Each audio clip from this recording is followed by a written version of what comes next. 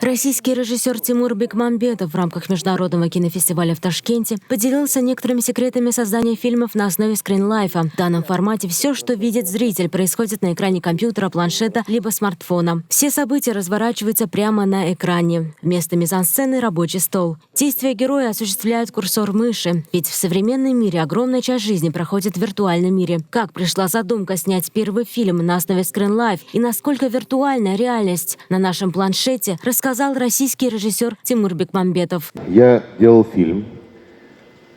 По-моему, это был фильм «Елки» много лет назад. И у меня была моя продюсер, партнер, ее звали Ольга, и она была в Москве, а я был в Лос-Анджелесе.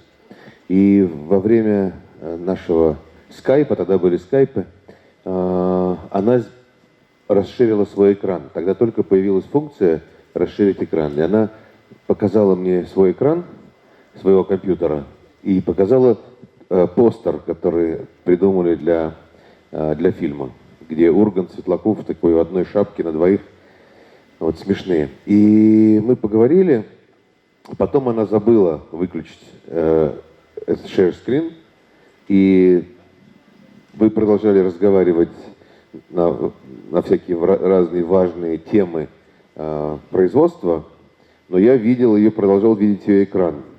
Вы понимаете, да, о чем речь идет?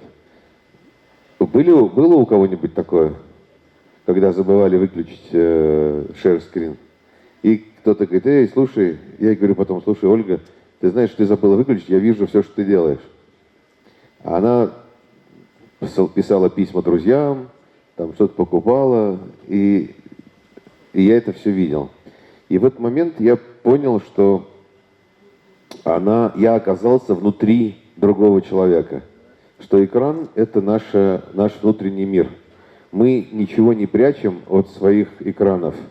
Да, все, что мы думаем, если на экран посмотреть компьютера, то сразу видно, о чем человек думает. Он в поисковой строке пишет, как проехать на Узбек-кино. Значит, мы знаем, что он собирается на наш мастер-класс. Или как купить лекарство от простуды. Ему плохо. Все, что мы делаем на экране, любые действия наши, даже они говорят все про нас. Напомним, что в рамках Ташкентского кинофестиваля «Жемчужина шелкового пути» прошли мастер-классы ведущих кинематографистов из разных стран мира. Они поделились своим опытом с молодыми коллегами, а также анонсировали ряд новых проектов. В частности, Тимур Бекмамбетов поделился планами снять мультфильм о Хадже Насреддине.